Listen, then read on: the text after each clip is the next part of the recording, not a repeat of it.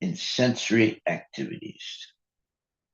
And he is transcendental to that which is agreeable and not agreeable. Purport by His Divine Grace, A.C. Bhaktivedanta Swami Prabhupada.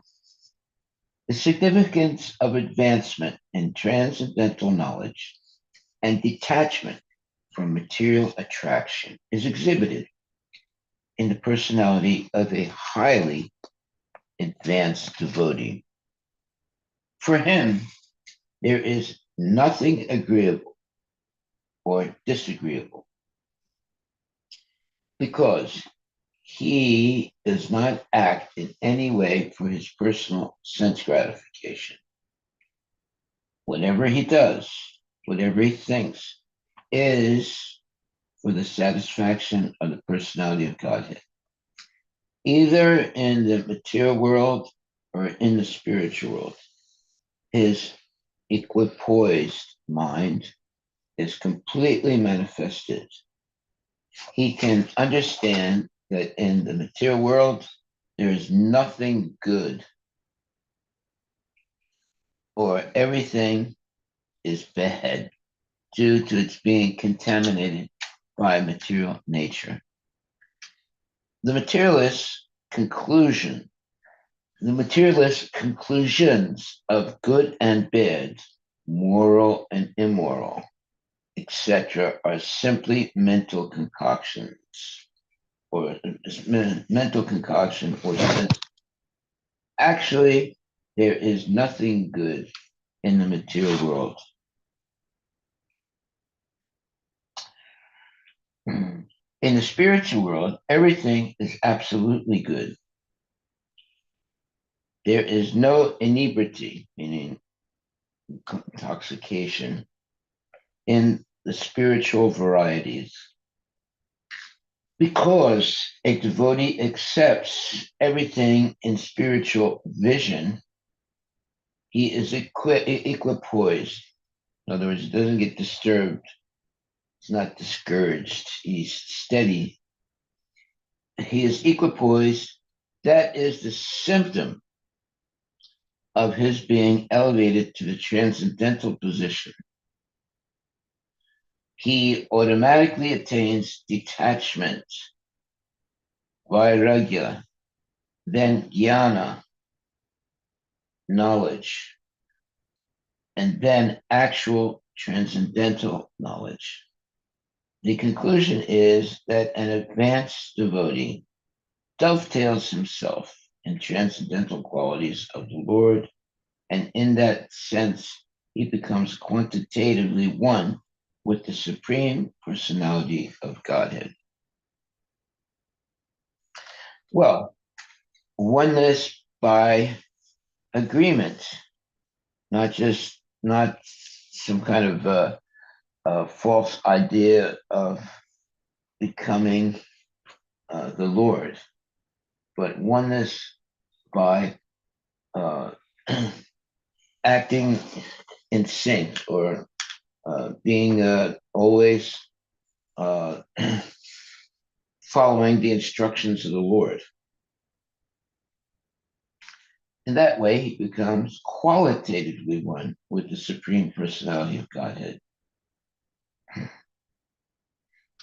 And that's it said in the last purport of this verse.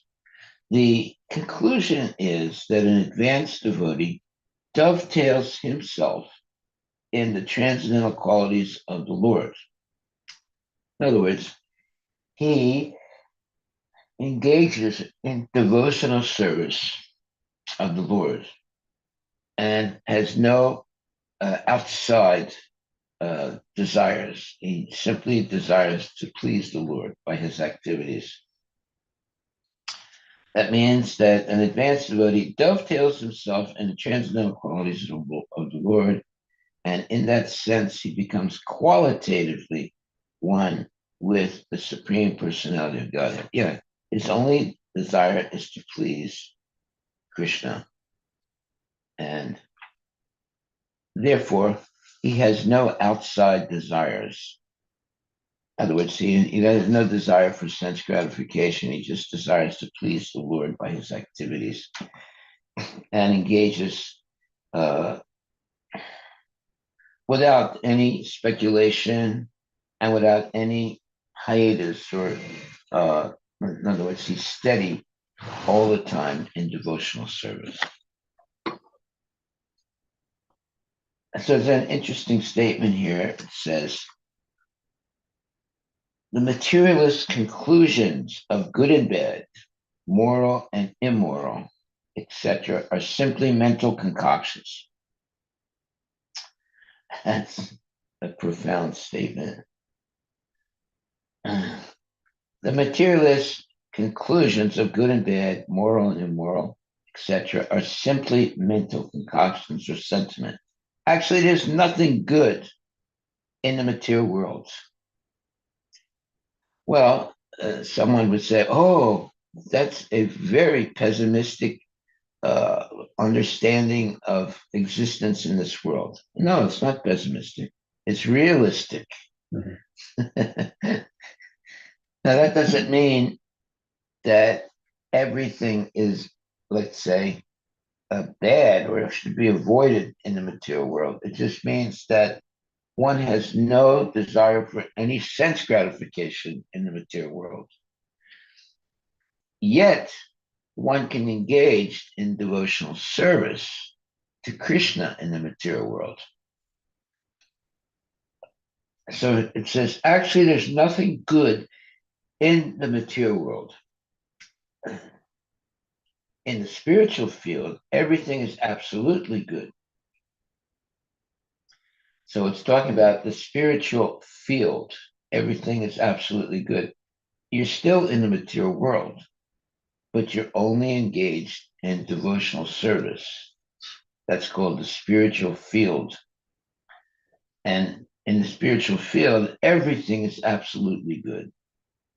There is no inebriety, no intoxication in spiritual varieties, because the devotee accepts everything in spiritual vision. He is equipped, he is equipoised. That is the symptom of a being elevated to the transcendental position. Equipoise means he's not disturbed by anything. And he continues always in his regulated spiritual life of devotional service. Nothing can make him stop serving the Lord. So he's equipoised. He's the same in all conditions of life, in good conditions or bad conditions. He continues his devotional service.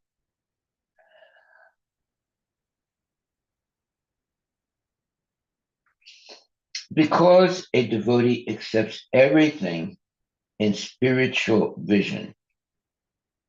Yeah, he sees the presence of Krishna in everything and everywhere. He is equipoised. In other words, he's not disturbed by whatever happens. That is the symptom of his being elevated in the transcendental position. Yes. He automatically attains detachment, vairagya, and jnana, knowledge, and then actual transcendental knowledge. The conclusion is that an advanced devotee dovetails himself in the transcendental qualities of the Lord, and in that sense, he becomes qualitatively one with the Supreme Personality of Godhead. So, what does it mean to dovetail himself in the transcendental qualities of the Lord? It means that he engages full time in devotional service with no hiatus, with no stoppage. And there he's dovetailed or always engaged in the transcendental qualities of the Lord. In other words, always engaged in pure devotional service.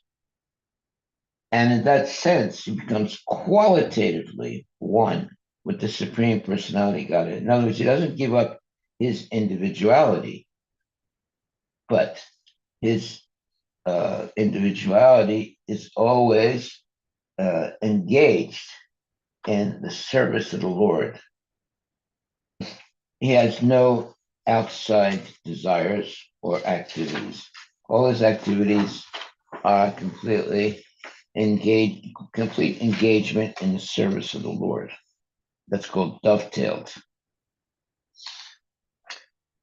Okay, so next verse 25. So here was one question. There is Yes. first vairagya, detachment, then jnana, and then actual transcendental knowledge.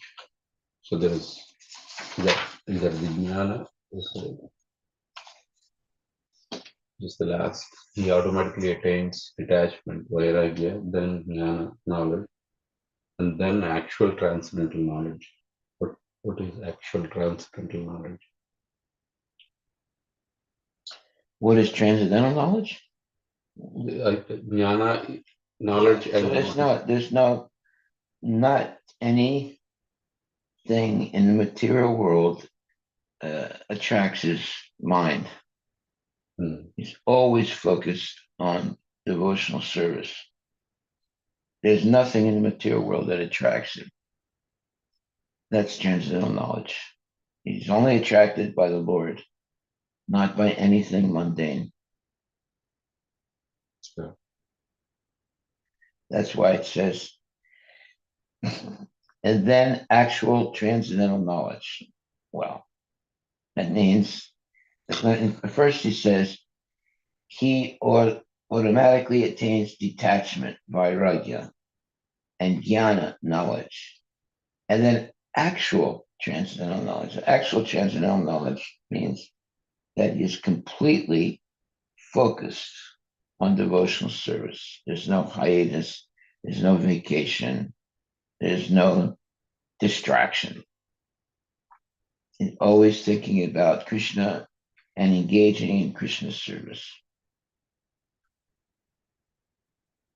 And that means that the conclusion is that an advanced devotee dovetails himself. Well, that means he contacts Krishna 24 hours every day, dovetails himself in transcendental qualities of the Lord. Well, what are the transcendental qualities of the Lord? That is always engagement in the devotional service of the Lord, love and devotion. And in that sense, he becomes qualitatively one with the Supreme Personality of Godhead. That means in every instance, in every decision he makes, in every action he takes, it's always for pleasing the Lord. Now he's dovetailed with the Lord.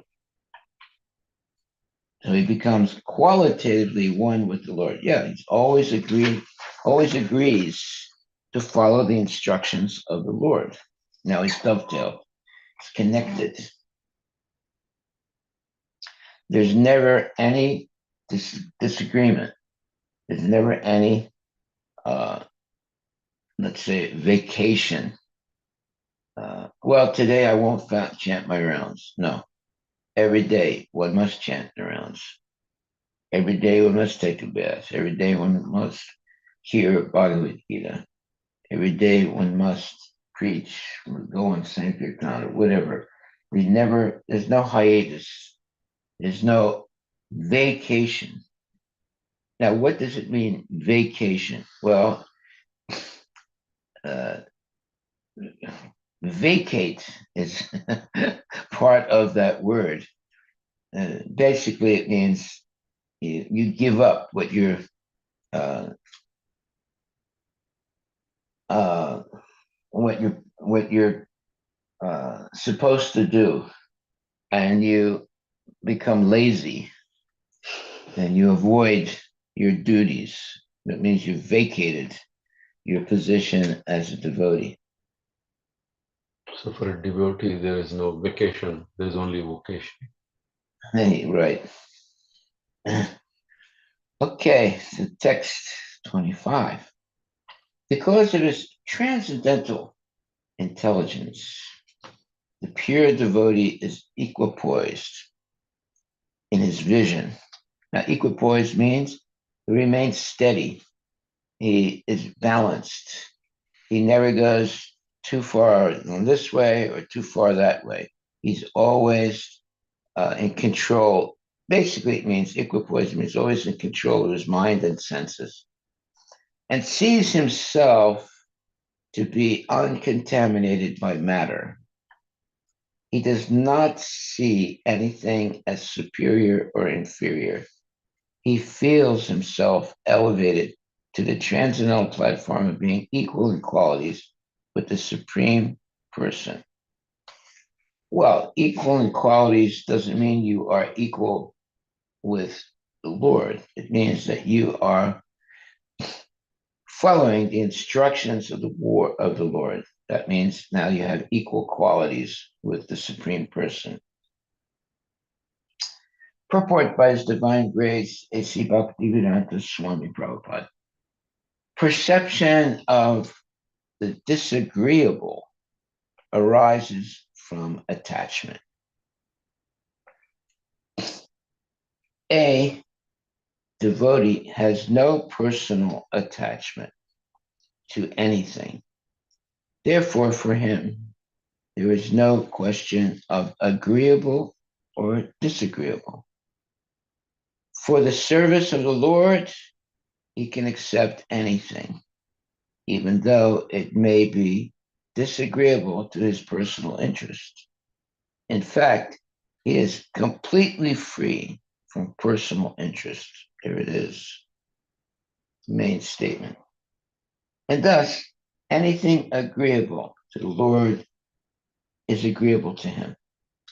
For example, for Arjuna, at first, fighting was not agreeable, but when he understood that the fighting was agreeable to the Lord, he accepted the fighting as agreeable. That is the position of a pure devotee.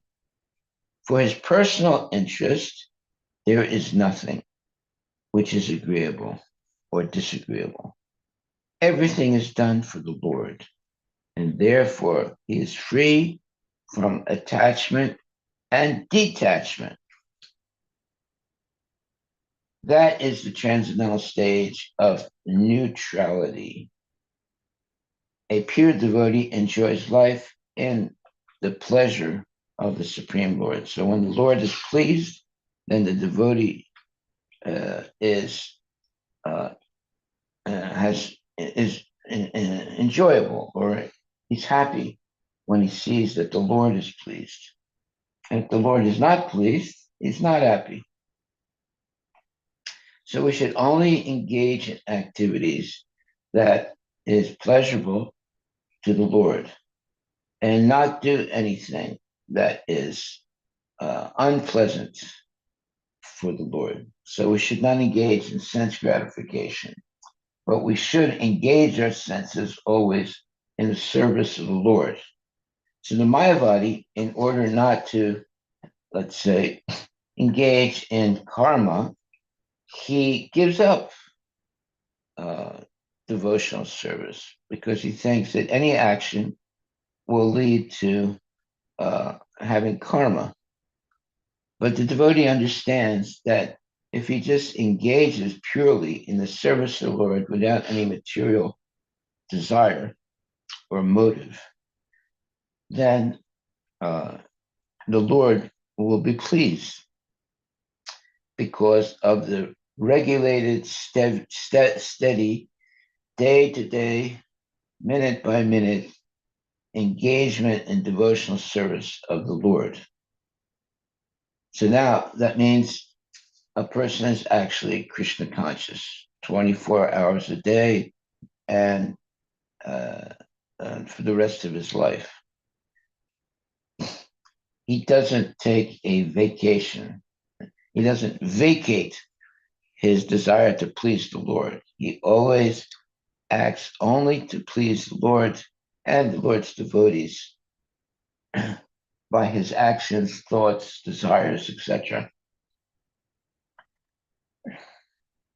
So, when it was agreeable to the Lord, Arjuna, understanding that, engaged in fighting. It might not have been agreeable to Arjuna, but when he realized it was agreeable to the Lord, he actually engaged in fighting and killing. Actually, nobody really died in the Battle of Kurukshetra. They all went back to Godhead. So, Prabhupada writes here, for example, for Arjuna, at first fighting was not agreeable, but when he understood that the fighting was agreeable to the Lord, he accepted the fighting as agreeable. Well, whatever is agreeable to the Lord, that's what the devotee does. And what is not agreeable to the Lord, the devotee doesn't do it. That is the position of a pure devotee. For his personal interest, there is nothing which is agreeable or disagreeable. Everything is done for the Lord, and therefore he's free from attachment and detachment. That is the transcendental stage of neutrality. A pure devotee enjoys life in the pleasure of the Supreme Lord. Okay, well, that's explaining the consciousness of a pure devotee.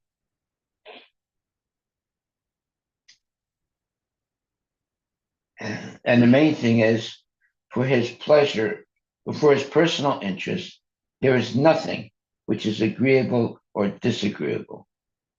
Everything is done for the Lord, and therefore he's free from attachment and detachment. That is the transcendental stage of neutrality. A pure devotee enjoys life in the pleasure of the Supreme Lord. Yeah, when you see the Lord nicely dressed and uh, you see the devotees happy, chanting Hare Krishna, and all those different uh, spiritual uh, ecstasies are the life of a devotee. Now, for a materialist, all those spiritual ecstasies of a devotee seems to be a waste of time, but the devotee is not influenced by mundane people. He's always dovetailed in the devotional service of the Lord. He doesn't think he's wasting his time.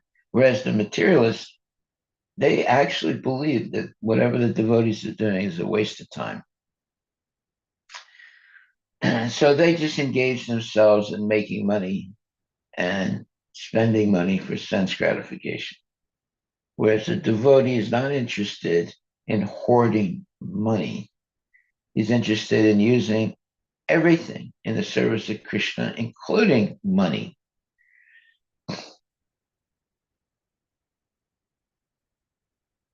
So that is the transcendental stage of neutrality. A pure devotee enjoys life in the pleasure of the Supreme Lord. However, for his personal interest, there is nothing which is agreeable or disagreeable. Everything is done for the Lord, and therefore he is free from attachment and detachment. Yeah, so he doesn't say, oh, when Prabhupada came to the United States, he didn't say, oh, there's too much sense gratification here. I'm going back to India. No. And he didn't say, oh, these white people, they're not capable. These Goras, they're not qualified to become devotees. Yeah, some of his god brothers felt like that. They could never really make devotees out of white Americans. But Prabhupada didn't see the color of the person. He could see that Krishna is in the heart of every living entity and that all of us have originally come from Krishna.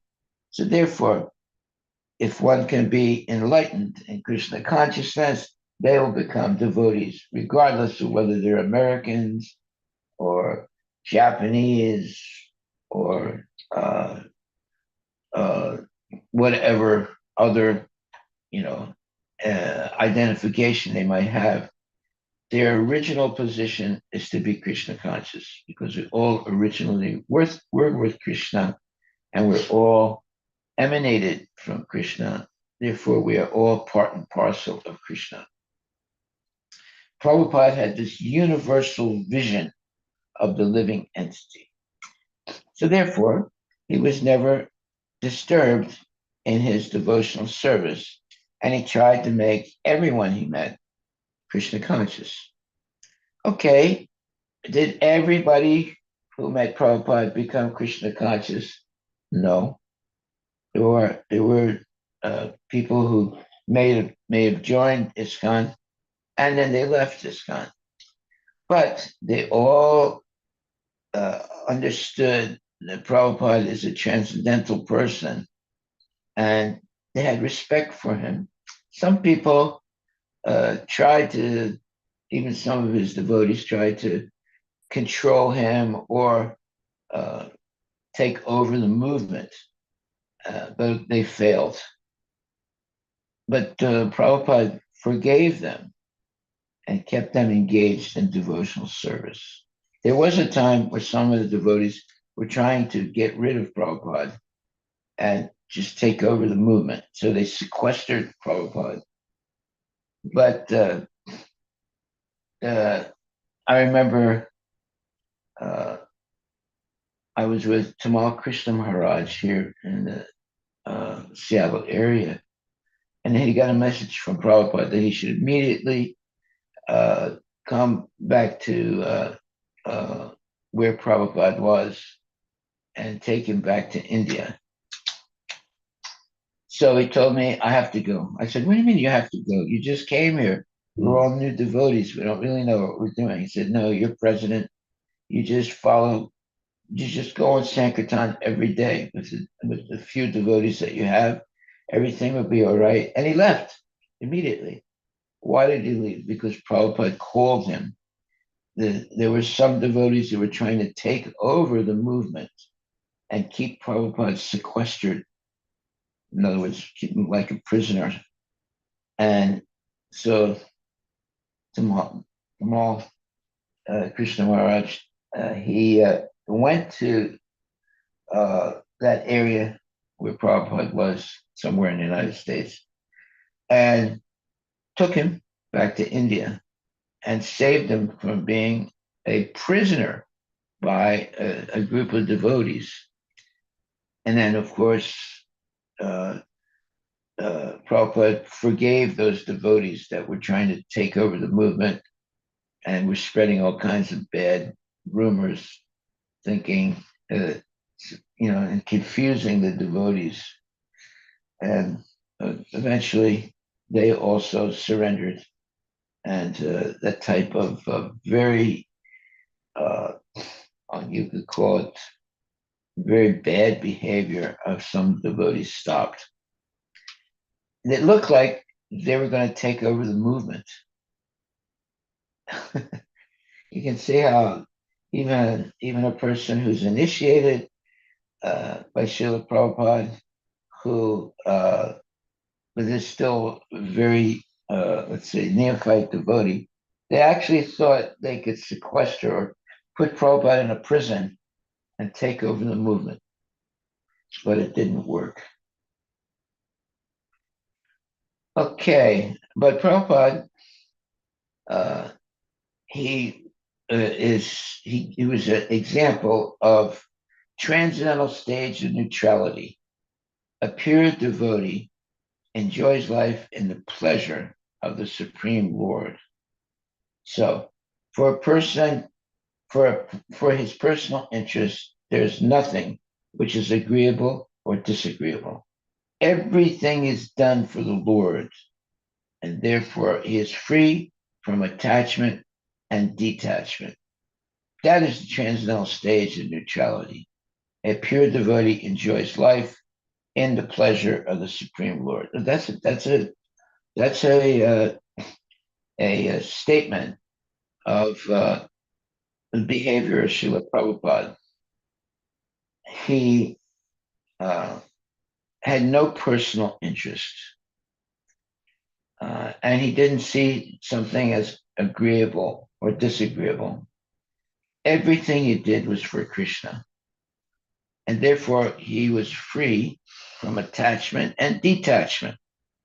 That is the transcendental stage of neutrality. Yeah, you can't really be a real preacher unless you can attain the stage of neutrality. A pure devotee enjoys life in the pleasure of the Supreme Lord. So he doesn't say this is good or this is bad. He uses everything, he dovetails everything in the service of Krishna. And if there are people or things that seem like you cannot dovetail them in Krishna's service, well, then you just remain patient and continue in your devotional service, not be influenced by anything in the material world. That means you're equipoised. And that's called the transcendental stage of neutrality. And why? Because a pure devotee enjoys life in the pleasure of the Supreme Lord. So whether he's in hell or heaven, he's always engaged in activities that please the Lord. All right, text 26. The Supreme Personality Godhead alone is complete transcendental knowledge.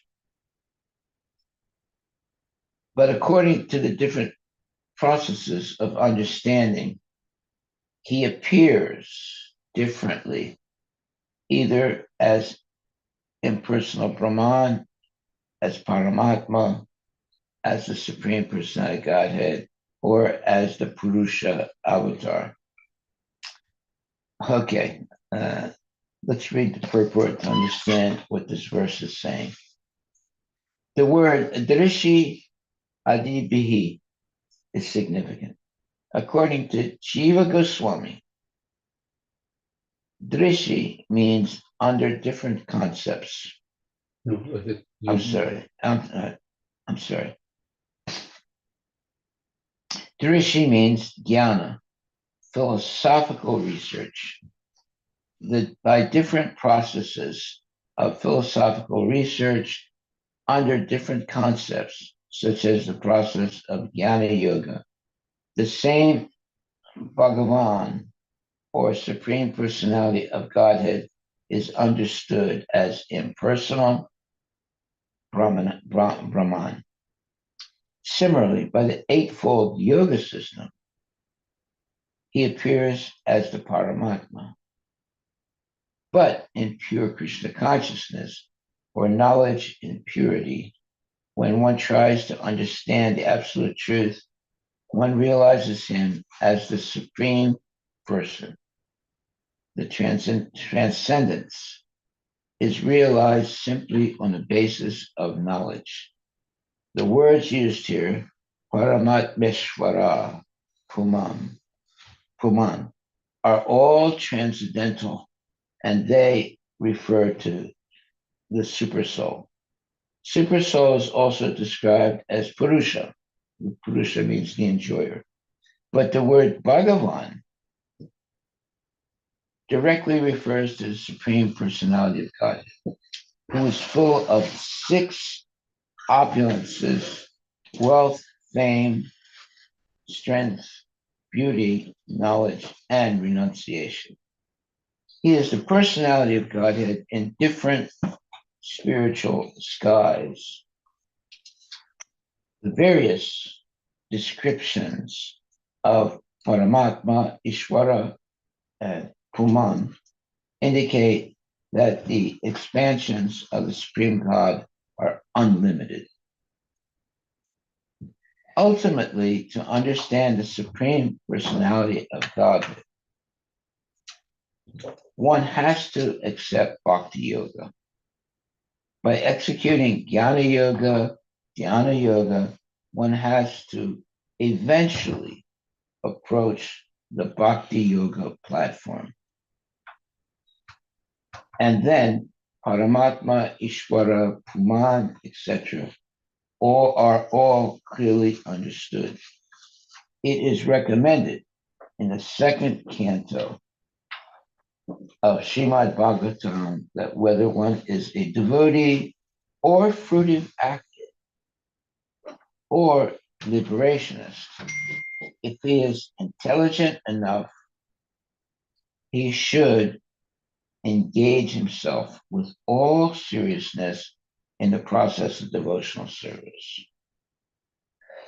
It is also explained that whatever one desires, which is obtainable by fruitive activities, even if one wants to be elevated to higher planets, can be achieved simply by execution of devotional service. Since the Supreme Lord is full in six opulences, he can bestow any of them upon the worshiper.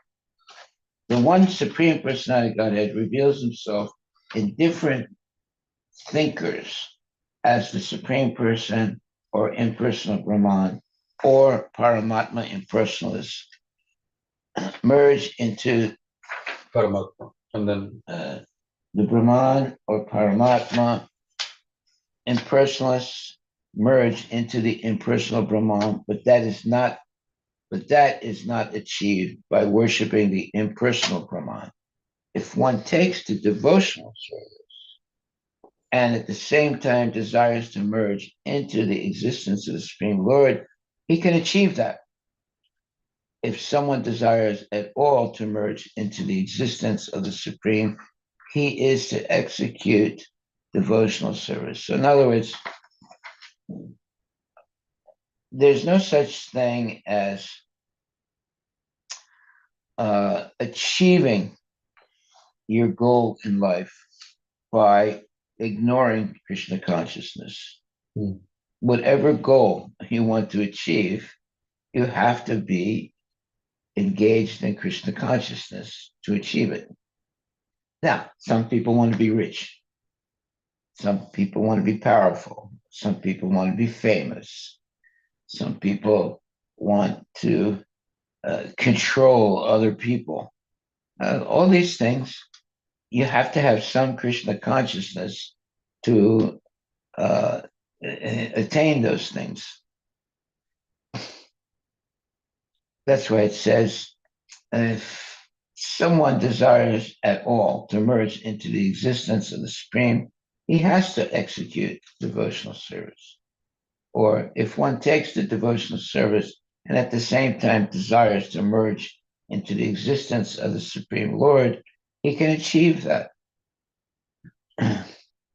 So even the person impersonalists, they want to merge into the impersonal Brahman. But that is not achieved by worshiping the impersonal Brahman. If one takes the devotional service and at the same time desires to merge into the existence of the Supreme Lord, he can achieve that.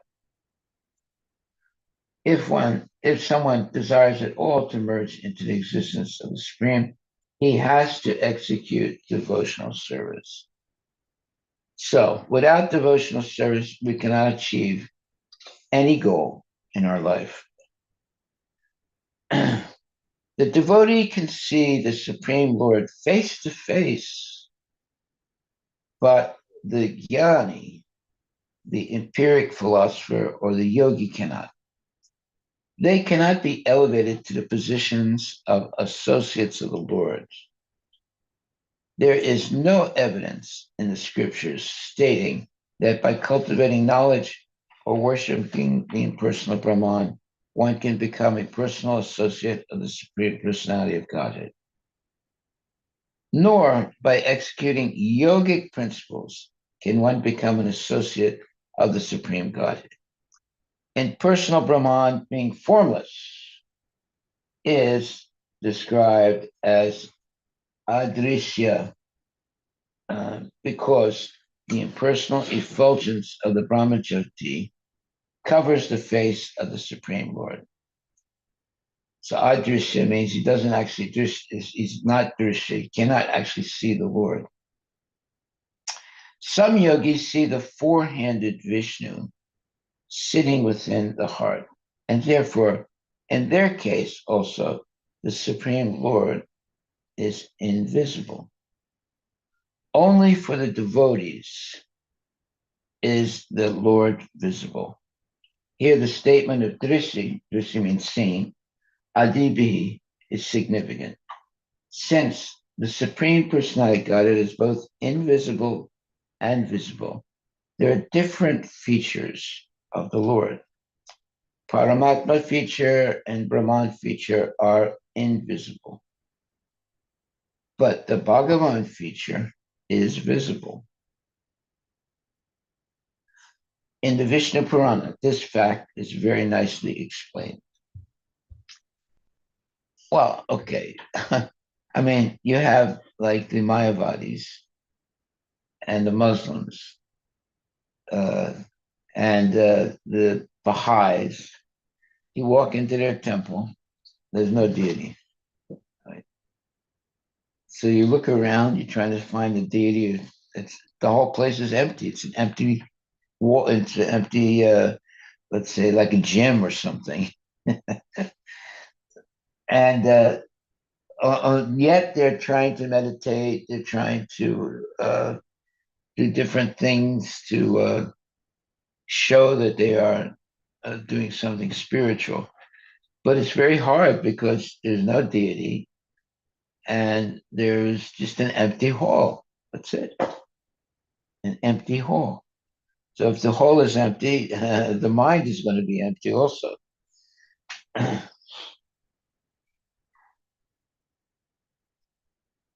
Here it says, here the statement Drishi Adibihi is significant. Since the Supreme Personality Godhead is both visible, it's both invisible and visible, there are different features of the Lord. The Paramatma feature and Brahman feature are invisible. But the Bhagavan feature is visible. In the Vishnu Purana, this fact is very nicely explained. The universal form of the Lord and the formless Brahman, effulgence of the Lord, being invisible, are inferior features. The concept of the universal form is material, and the concept of impersonal Brahman is spiritual. But the highest spiritual understanding is the personality of Godhead. The Vishnu Purana states, Vishnu Brahma Swarupena Swayam Eva Vyavastita. Brahman's real feature is Vishnu, or the Supreme Brahman is Vishnu. Swayam Eva, that is his personal feature.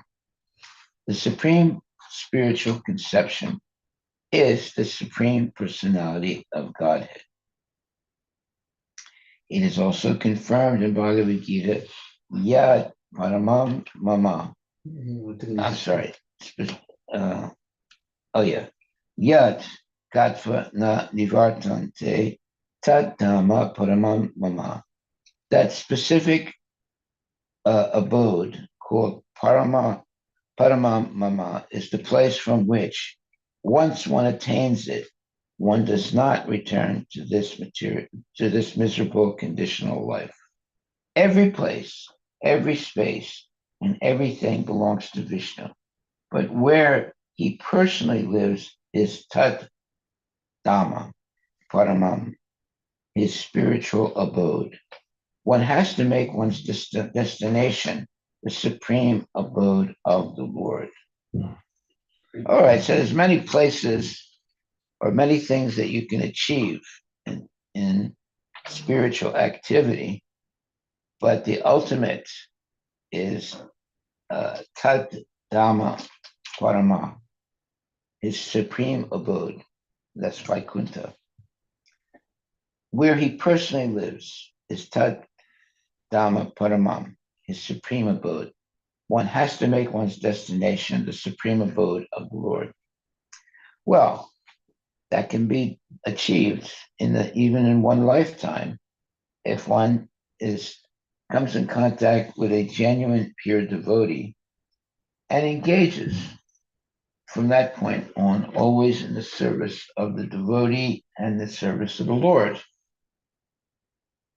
The service of the devotee is not different than the service of the Lord. So therefore, one makes tangible spiritual advancement. And eventually he can see Krishna face to face.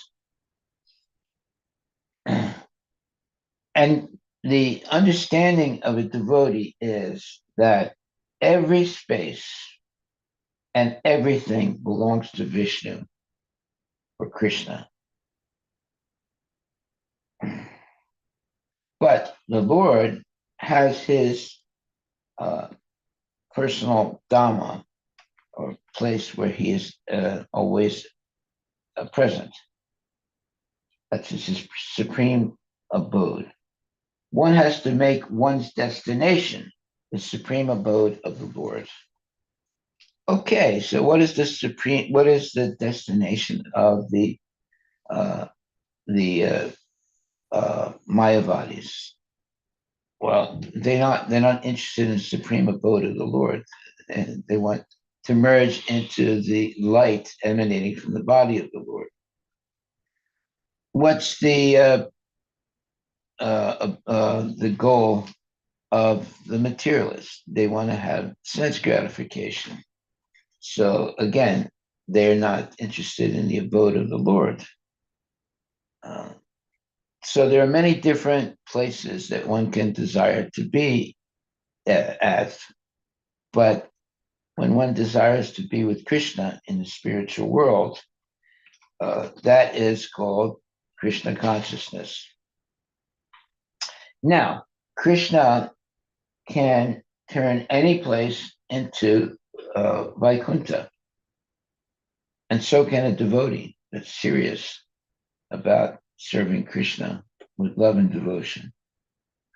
So, therefore, the spiritual world is not something geographical, like it's only in this place.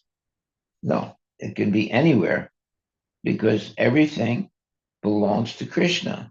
Everywhere is the property of Krishna. It's just a question of consciousness. So you can turn any place into a, uh, Krishna conscious transcendental place. Like, for example, we have a temple. Now, before we uh, had a temple, uh, it was an ordinary place. Uh, but yet, when we maybe purchase that place or rent that place, we turn it into a temple. When Krishna's murti is installed and his regular devotional service every day, uh, pleasing the Lord, offering nice things to the Lord, food to the Lord, and then distributing that food as prasadam for the devotees. Now, that place that before was just a uh, ordinary place, now it's become a temple of the Lord. So any place that we inhabit and engage in the service of Krishna becomes a temple. Therefore, Prabhupada says every place, every space, and everything belongs to Vishnu. But where he personally lives is Tad Dhamma, Paramam, his supreme abode. One has to make one's destination the supreme abode of the Lord. Yeah, but if you transform a place into a temple and you install the deity and you worship the deity every day with love and devotion, that place also becomes uh, a supreme abode. So, a devotee can transform any place into the supreme abode of the Lord. That is Krishna consciousness. That's what Prabhupada did. He came, and at first he didn't establish any temples. He just chanted Hare Krishna and gave out prasadam. But as time went on, uh, the devotees, they asked Prabhupada as well, is there anything more than this? And Prabhupada said, yes. And then he started to establish temples and establish deity worship and establish Harinam Sankirtan. And now the devotees became 24-hour devotees, whereas before they were 1 or 2 hour devotees. They would come and hear Prabhupada lectures and leave. But then Prabhupada opened up temples, and now he had also some devotees who were 24-hour devotees.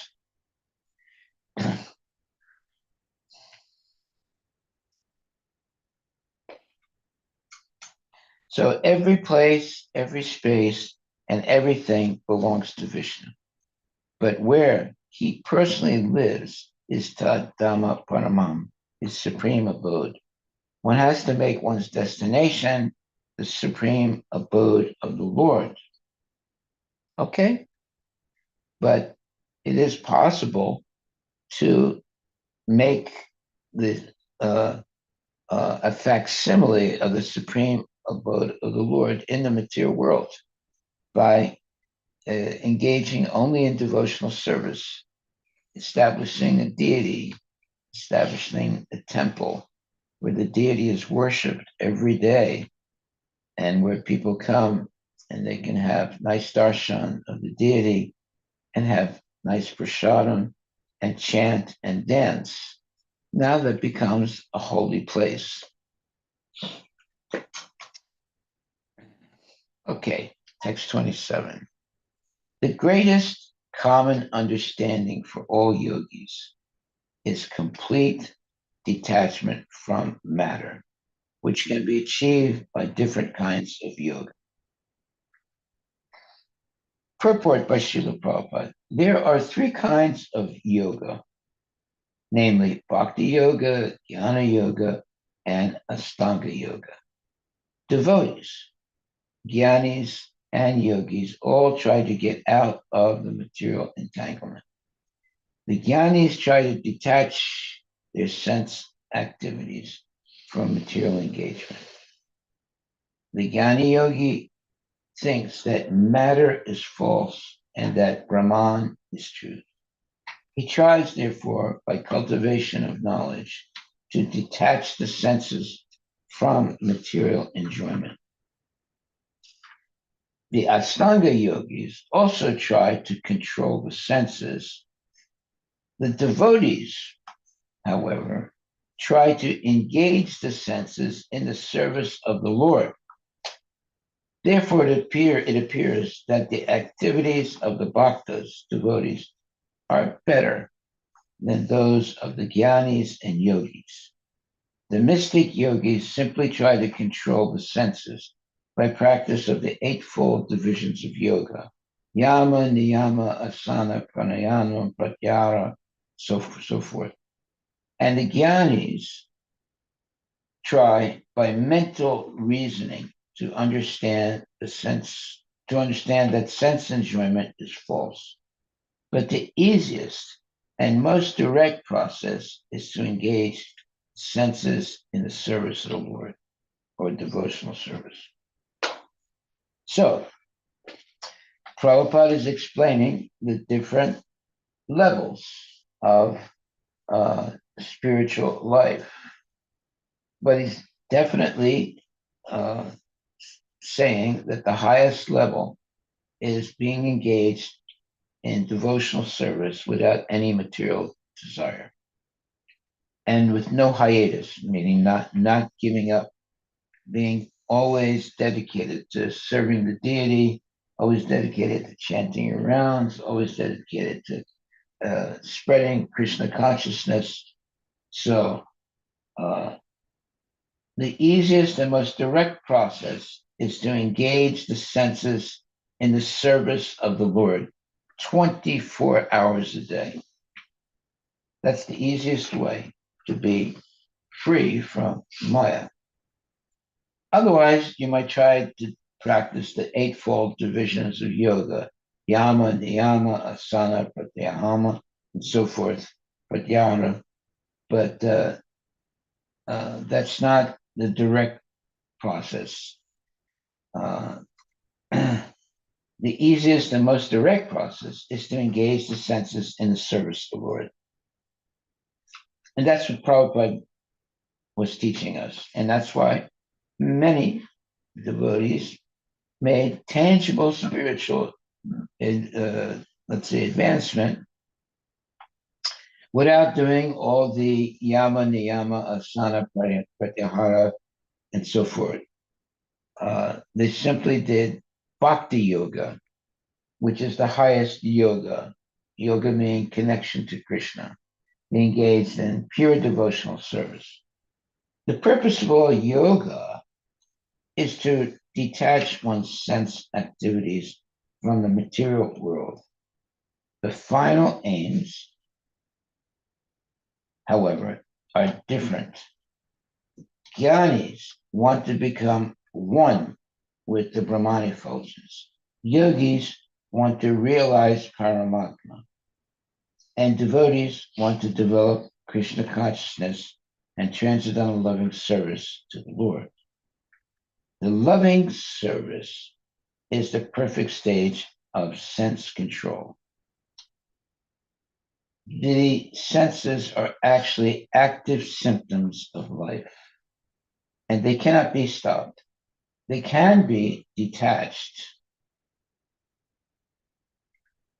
They can be detached only if there is superior engagement. As is confirmed in Bhagavad Gita, param dristva nivartate, the activities of the senses can be stopped if they are given superior engagements. The supreme engagement is engagement of the senses in the service of the Lord. That is the purpose of all yoga. Okay, so today we can understand what real yoga is as opposed to the fake yoga that's being practiced in the yoga schools. Yoga schools are only interested in the body.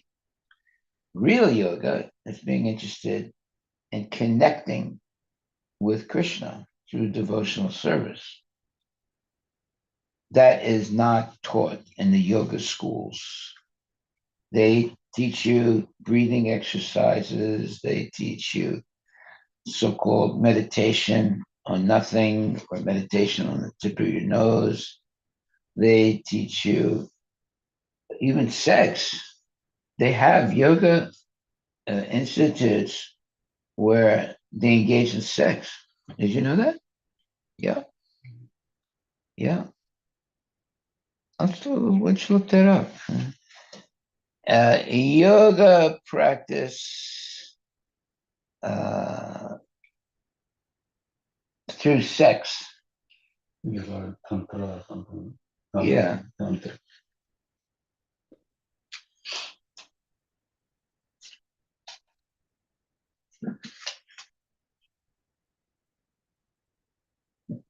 So it says here the main takeaway: the supreme engagement is engagement of the senses in the service of the Lord. That is the purpose of yoga. So any yoga school that teaches sex as the means of attaining yoga is complete nonsense. But they have places like that where they engage in sex in order to so-called do yoga.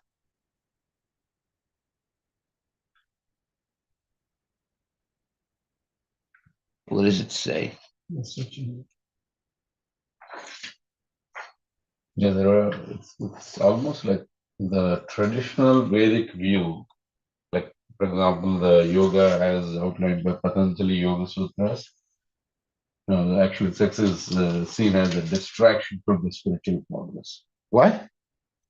The original yoga, even Patanjali Yoga Sutras, they actually consider sex as distraction to the spiritual progress. However, there is another branch called Tantric Yoga. That's where they incorporate sexual practices as a means to transcend ordinary consciousness. Then they have something called left hand tantra and right hand tantra. What? Left hand what? Left hand tantra, Okay. it's called Vamachara, and then Dakshinachara, which is right hand tantra. Some What do they esoteric mean by that? What does that mean? in left hand tantra, some esoteric traditions use controlled sexual rituals to unite Shiva, which is consciousness, and Shakti, energy. However, this path is highly complex, symbolic, and not purely about physical pleasure.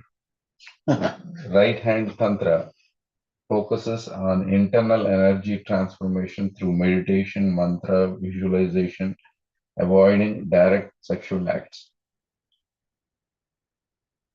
Misconceptions and Western interpretations. Modern interpretations, especially in the West, often commercialize and distort the concept of tantric sex. Many teachings focus on sensual pleasures rather than spiritual awakening, which is not the true goal of authentic yoga.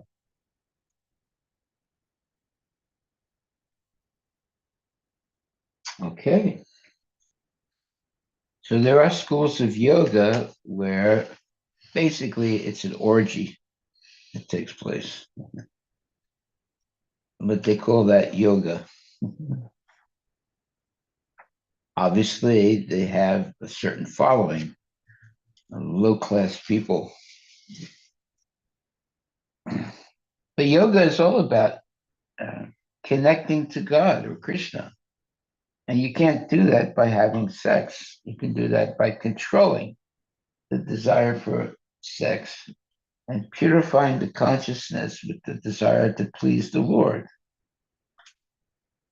Whereas sex is personal pleasure. So, how can that be yoga?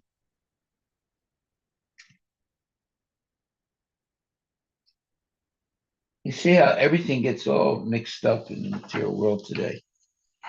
You have yoga schools that teach you to have sex.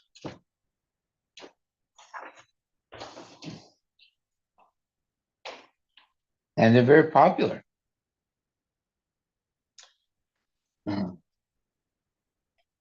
But it's completely false. It has nothing to do with yoga. Although they have names, like uh, uh,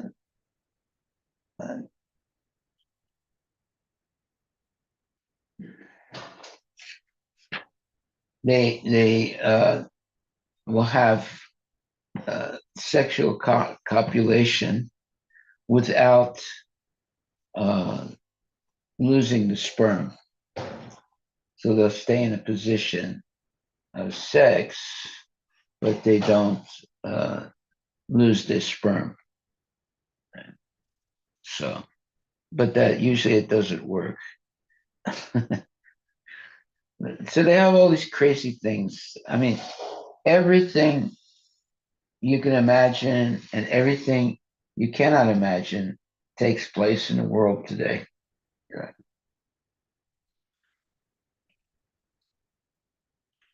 So people that are attracted to lusty behavior like that, uh, that means that they are completely an illusion. Whereas following the rules and regulations of Krishna consciousness puts you in direct contact with Krishna. That's what we should uh, focus our attention to. So that direct conscious contact with Krishna It's called Krishna consciousness. That's our real yoga. Always being connected to Krishna through devotional service. Okay, so I think we'll stop right there, unless there's some questions.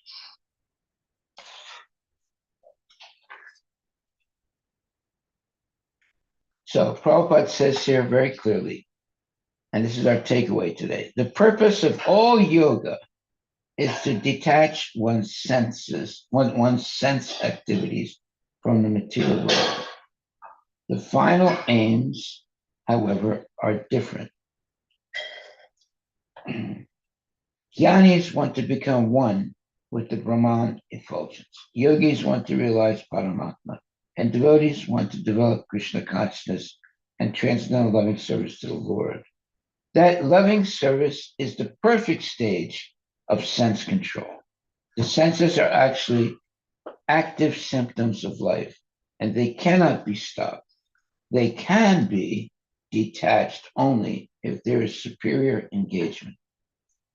As it is confirmed in Bhagavad Gita, param drištva nivartate, the activities of the senses can be stopped if they are given superior engagements.